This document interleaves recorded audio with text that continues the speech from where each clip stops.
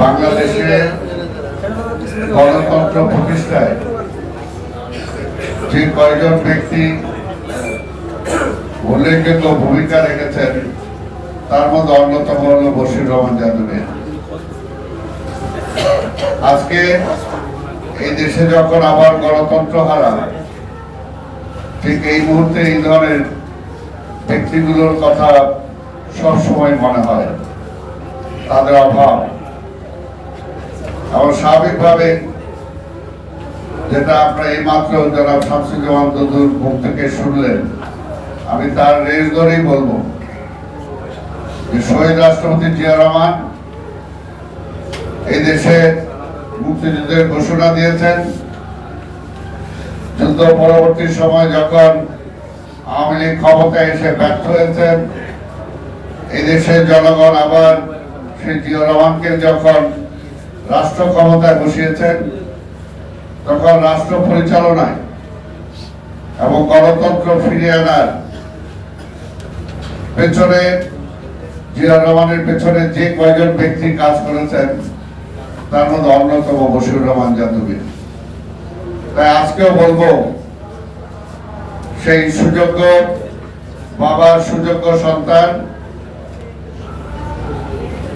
বিএনপির ভারপ্রাপ্ত চেয়ারম্যান জনাব তারেক রহমান আজকের এই দেশে আবার সেই গণতন্ত্র ফিরিয়ে আনার লড়াইয়ের নেতৃত্ব দিচ্ছেন।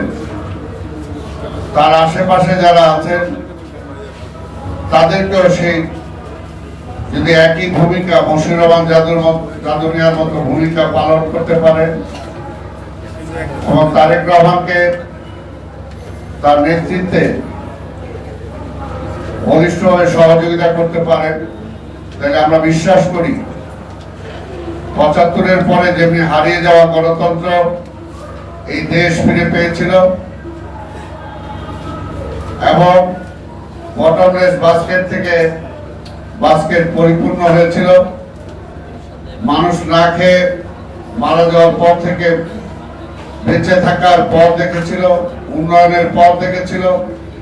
আজকেও কিন্তু মানুষ হাত দিয়ে বেড়াচ্ছে এদিক এবং সেদিক।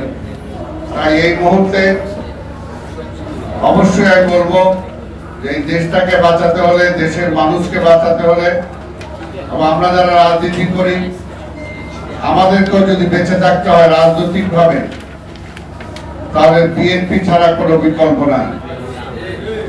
আজকে ডান বলি, বাম বলি, মধ্যম বলি, সবাইকে নিয়ে রাজনীতি করার মতো যে দল আছে সেটা হলো বিএনপি। তাই দেশটাকে এই 52 বছর পরে স্বাধীনতার যাতে আর আমরা দিক না হারাই, সেই কারণে আমরা সবাই যাতে ঐক্যবদ্ধ হই এবং সেটা বিএনপি পারে একমাত্র। সেটা প্রমাণ রেখেছেন তারেক রহমান সাহেব, যেভাবে আজকে তারা জুলাই আগস্টে ঘোষণা দিতে চান যে তারা কি চেয়েছেন, কিন্তু তার আগেই কিন্তু তারেক রহমান সাহেব বলে দিয়েছিলেন, যখন সেই সময় বলেছিলেন যে আওয়ামী লীগ চলে যাবে, ফ্যাসিবাদ চলে যাবে, কি হবে। তারেক রহমান সাহেব কিন্তু সেই সময় বলেছিলেন যে আমরা অনেকে বলেছিলেন যে নির্বাচনের আগে জাতীয় অনতি বিলম্বে নির্বাচনের রোডম্যাপ ঘোষণা করবে এই সরকার, নির্বাচনের মধ্য দিয়ে সকল ষড়যন্ত্র নস্যাৎ হয়ে যাবে এবং গণতন্ত্র আবার আমরা ফিরে পাবো। তখনই সত্যিকার অর্থে বশির রহমান যাদবিয়াকে আমরা মূল্যায়ন করতে পারবো বলে বিএনপির একটা কর্মী হিসেবে অন্তত আমি এটা বলতে পারি। বিএনপির কর্মীদের, বিএনপির জন্মই হয়েছে গণতন্ত্র রক্ষা করার জন্য। বিএনপির জন্মই দিয়েছিলেন শহীদ রাষ্ট্রপতি জিয়া এই দেশের মানুষের অধিকারকে প্রতিষ্ঠা করার জন্য, স্বাধীনতাকে রক্ষা করার জন্য। আমরা যদি জিয়ার সৈনিক হয়ে থাকি, বশির রহমান যাদবিয়ার সৈনিক হয়ে থাকি, তাহলে এই মুহূর্তে গণতন্ত্র ফিরে আনার লড়াই সর্বাত্মক যে আন্দোলন চলছে, যে চেষ্টা চলছে, আমরা সবাই সেটাই শরীক হব।